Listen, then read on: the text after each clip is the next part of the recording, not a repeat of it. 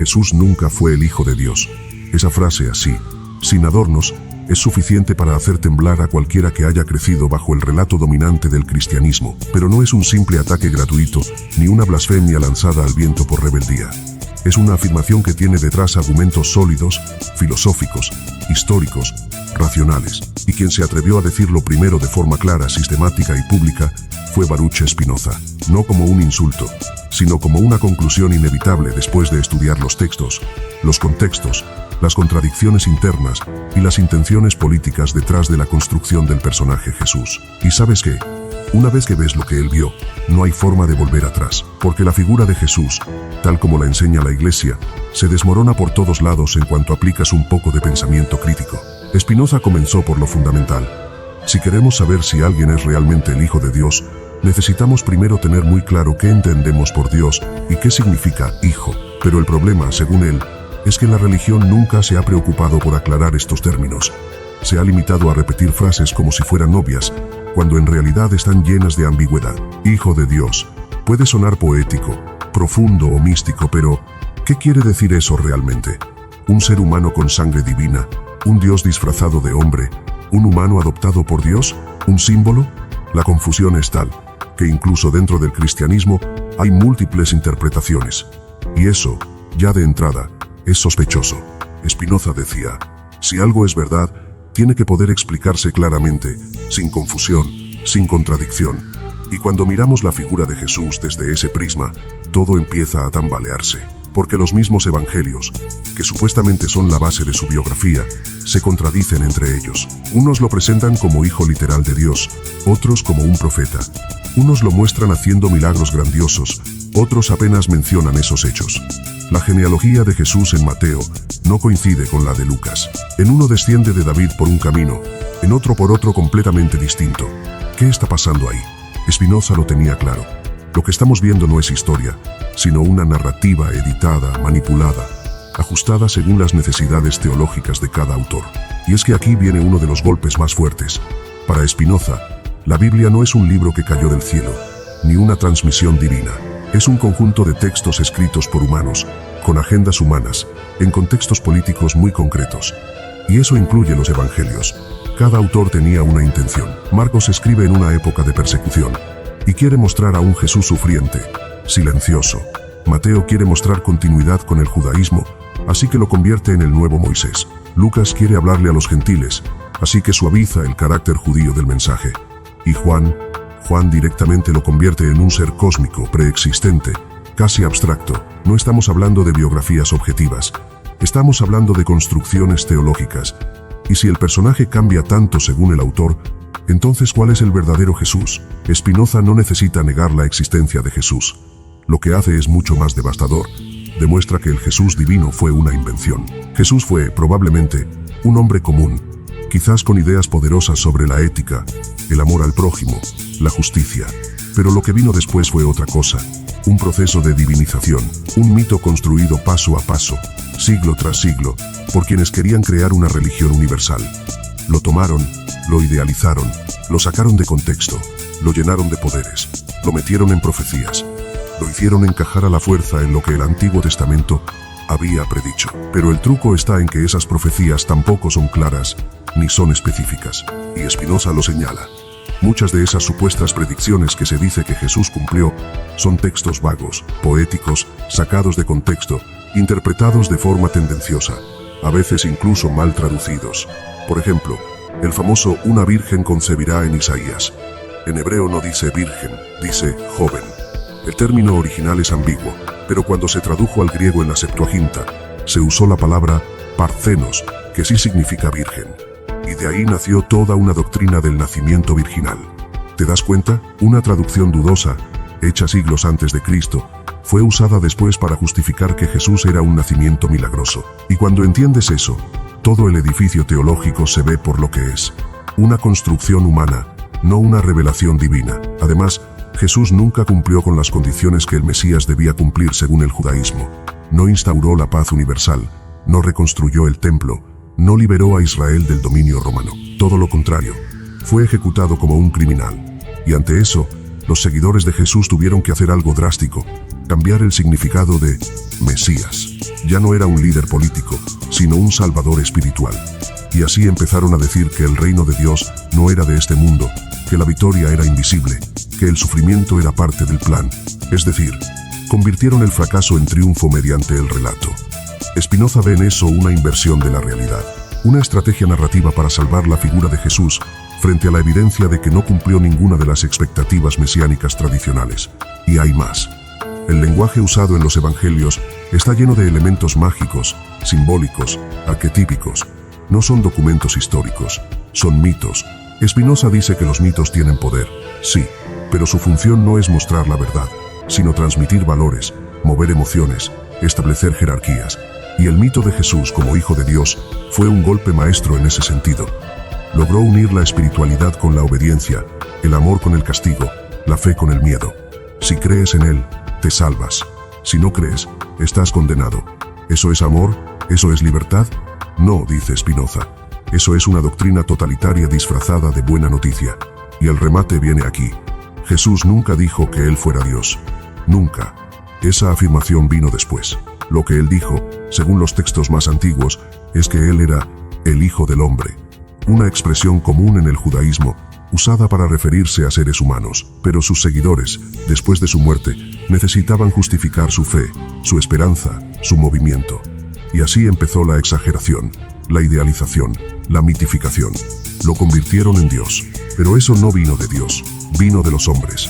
Spinoza no escribe para provocar, escribe para liberar, para que no vivas con miedo, para que no creas que necesitas un mediador entre tú y lo divino, para que entiendas que la verdad no necesita milagros, ni profecías, ni castigos eternos, solo necesita razón, coherencia, observación. Y cuando usas esas herramientas, el mito del Jesús divino se rompe como un espejo mal pegado. Se ven las grietas, las costuras, las modificaciones, y detrás no hay una figura celestial, hay un ser humano, uno más. No menos, pero tampoco más. Jesús nunca fue el Hijo de Dios. Fue el hijo de un sistema que necesitaba una figura sagrada, y ese sistema lo usó, lo elevó, lo adoró, y luego lo puso como escudo para proteger su poder. Spinoza arrancó ese escudo y mostró lo que había detrás. La gran estafa. La parte 3. La gran estafa no solo está en la historia que se cuenta sobre Jesús, sino en el lenguaje que se usa para contarla. Porque las palabras que usamos tienen poder, moldean lo que creemos, lo que sentimos, lo que pensamos que es verdad. Y eso lo sabía muy bien Spinoza. Él entendió que el corazón de la mentira no está en los hechos, sino en la forma en que los describimos. Hijo de Dios, palabra encarnada, redentor del mundo. Todas esas frases suenan grandes, sagradas, imponentes, pero cuando las desarmas, cuando las miras con lupa, te das cuenta de que no dicen nada concreto. Son fórmulas vacías, envoltorios brillantes que ocultan el vacío que hay dentro. Spinoza no solo desmanteló el mito de Jesús, también expuso el truco lingüístico que lo sostenía, y ese truco sigue funcionando hasta hoy. Pensemos en esto. ¿Qué significa exactamente Jesús es el Hijo de Dios? ¿Es una metáfora? ¿Es literal?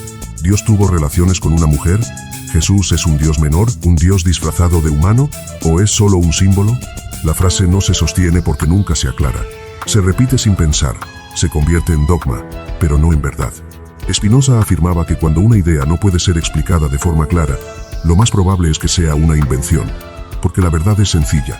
La verdad se puede explicar a cualquiera, pero cuando algo necesita miles de páginas para justificarse, teólogos para interpretarlo y amenazas eternas para que no lo cuestiones, es porque no se sostiene por sí solo, y aquí entra el análisis filológico.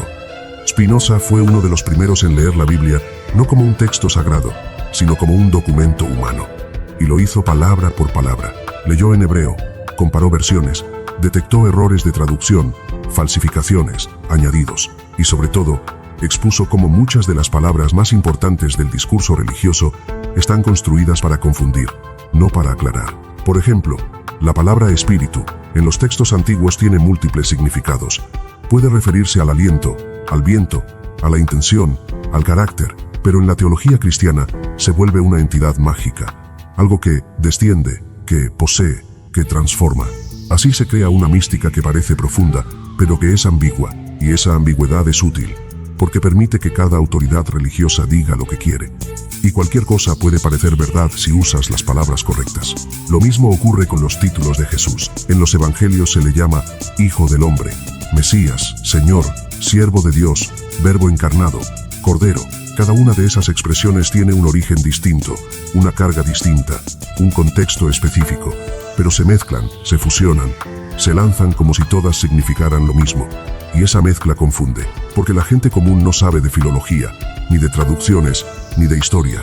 Solo escucha la frase, la acepta, y se somete. Y Spinoza dijo, basta, no se puede construir una verdad sobre la confusión.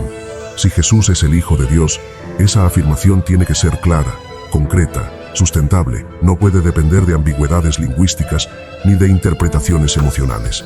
Pero eso es justamente lo que ocurre. Spinoza también denunció cómo las escrituras están llenas de expresiones que parecen profundas pero que, en el fondo, son vacías. La palabra se hizo carne. ¿Qué significa eso realmente? ¿Que un sonido se convirtió en un ser humano? ¿O que una idea tomó cuerpo? ¿O que una parte de Dios se convirtió en hombre? ¿Y cómo puede algo infinito entrar en lo finito sin dejar de ser infinito? Son preguntas que nadie responde. Solo se pide fe. Solo se exige creer. Pero Spinoza rechaza eso de plano.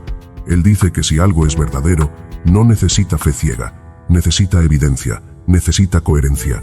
Necesita claridad. Y si algo no puede ser explicado de forma racional, entonces no debe ser creído como verdad, porque la razón no es enemiga de la fe.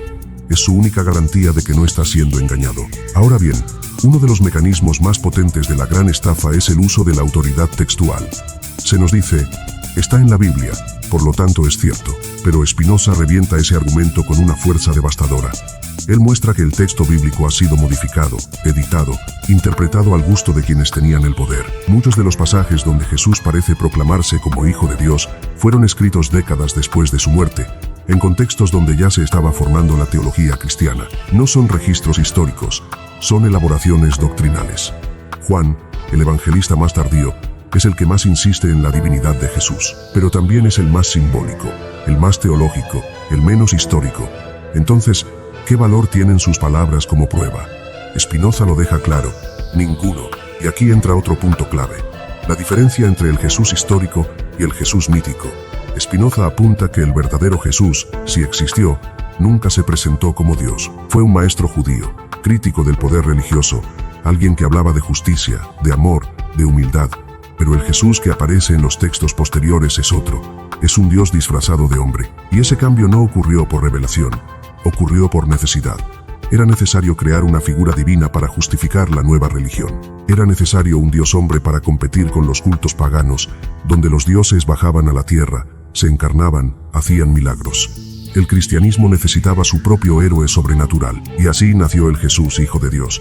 No por testimonio, sino por construcción narrativa. Spinoza, al mostrar esto, no está negando la espiritualidad, no está diciendo que todo sea mentira. Lo que está diciendo es que creer en un Dios no tiene por qué depender de una historia mal escrita, contradictoria y manipulada. Que si Dios existe, no necesita tener un hijo humano para comunicarse, no necesita milagros, ni crucifixiones, ni parábolas crípticas. La verdad, si es verdad, se manifiesta en la claridad, en la lógica, en la naturaleza misma. Y por eso, el relato de Jesús como Hijo de Dios no le sirve, porque no es claro, no es coherente, no es verificable. Es una construcción ideológica que durante siglos se ha defendido no con argumentos, sino con miedo. Y ahí está el núcleo de todo. El mito de Jesús, Hijo de Dios, se sostiene por el miedo. Miedo al infierno, miedo al castigo, miedo a equivocarse, miedo a pensar. Y Spinoza lo sabía. Por eso él proponía otra cosa, pensar sin miedo, cuestionar todo, mirar los textos con ojos limpios, no aceptar nada que no puedas entender. Y si eso te aleja de la religión oficial, que así sea, porque la libertad de pensamiento vale más que cualquier dogma, porque la verdad no necesita amenazas. Jesús nunca fue el Hijo de Dios. Esa frase, cuando se dice con argumentos, ya no suena como una herejía, suena como una conclusión lógica, como un despertar. Spinoza no quería destruir la fe, quería liberarla del engaño. Y el primer paso para eso es desmontar el lenguaje que nos mantiene dormidos, porque las palabras importan. Las palabras pueden esclavizar o pueden liberar. Y cuando dejas de repetir, Jesús es el Hijo de Dios, sin entender lo que dices, entonces empieza la verdadera búsqueda, no del mito, sino de la verdad.